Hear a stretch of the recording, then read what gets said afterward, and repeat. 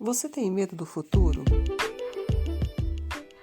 Este é o Livre e Leve, nosso espaço de reflexões e troca de experiências. Uma das coisas que mais impedem a evolução na vida das pessoas é o medo do futuro, por mais que pouquíssimos de nós tenhamos consciência disso. E, pensando bem, não tem nada mais ilusório do que o futuro, mas também não há nada mais certo que ele, mais necessário que ele. Embora não tenhamos aparentemente controle algum, a única certeza que temos é que ele vai chegar. E pensando em Deus, ele nos presenteou com uma capacidade incrível que é de desejar, de almejar realizações e de aspirar um futuro melhor o tempo inteiro para nossas vidas. E até mesmo este Deus, enquanto figura do Criador, seja com qual nome você goste de chamá-lo, inteligência, Jah, Javé, Jeová, até mesmo Deus, Pai, Senhor, enfim, ele criou tudo o que conhecemos a partir de um simples desejo. Ele criou porque ele simplesmente quis criar. Então, ele é o pai de todos os desejos, na verdade. Portanto, não devemos ter medo de desejar uma vida melhor. Deus criou um mundo belo, ele desejou a beleza. Não há nada mais poderoso para tirar a força de vida de uma pessoa do que perder a capacidade de sonhar, de desejar um futuro melhor e de desejar evoluir. Eu conheço pessoas que, por tanto sofrerem na vida, se condicionaram a não mais sonhar, e isso é muito triste. Quanto mais nos impedimos de sonhar, ficamos parados e abrimos as portas para todo tipo de angústia, desmotivações e até depressões em nossas vidas. Sonhar alimenta a alma.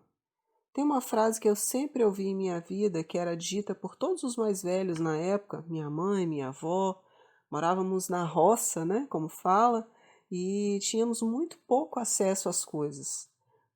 As pessoas já tinham perdido muito da capacidade de sonhar, de tão difícil que era a vida.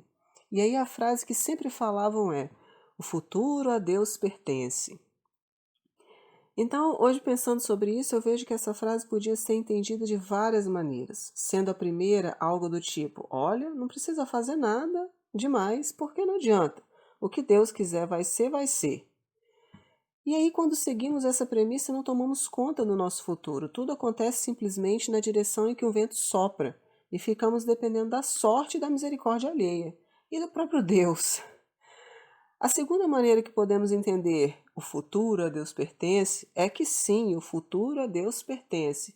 Mas se você reconhecer como uma fração desse Deus, afinal de contas você tem consciência, então ele vive dentro de você, portanto a gente pode pensar que sim, tome a frente do seu barco e o leve onde desejar, afinal de contas o seu desejo é o desejo de Deus.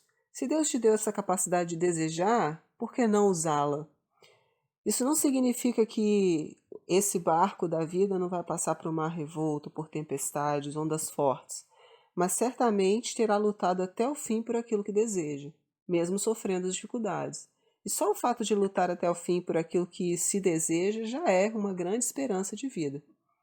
Quando tomamos as rédeas da nossa própria vida de forma humilde, mas muito altiva, criativa, paramos de cometer um grande erro que é o de responsabilizar tudo que não seja a nós mesmos pelos nossos problemas.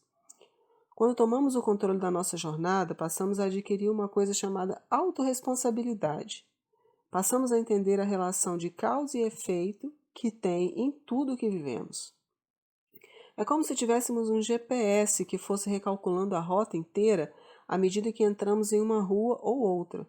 E aí passamos a entender que o destino não passa de um emaranhado de infinitas possibilidades que se realizarão de acordo com as decisões que tomamos em tempo real.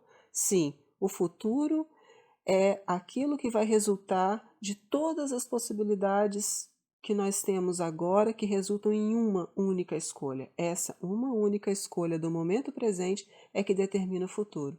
Portanto, se o futuro a Deus pertence, Deus está deixando a gente tomar decisão sobre ele agora. E por fim, passamos a compreender que o tempo inteiro estamos tomando decisões, mesmo que inconscientemente. E que, obviamente, passamos a cuidar mais dos nossos pensamentos, desejos e ações, uma vez que temos essa consciência de que nós é que tomamos as decisões e as decisões que nós tomamos é que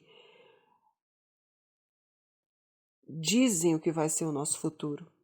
E à medida que esse ciclo se repete, passamos a nos tornar pessoas melhores e mais bem-sucedidas em tudo que nos propomos a fazer.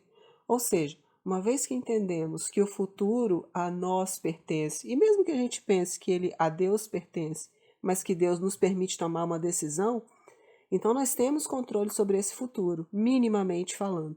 E à medida que nós vamos exercendo esse controle, ou seja, tomando decisões e entendendo que essas decisões vão se refletir no nosso futuro, nós passamos a tomar mais cuidado nas nossas decisões. Entender que depende de nós mesmos.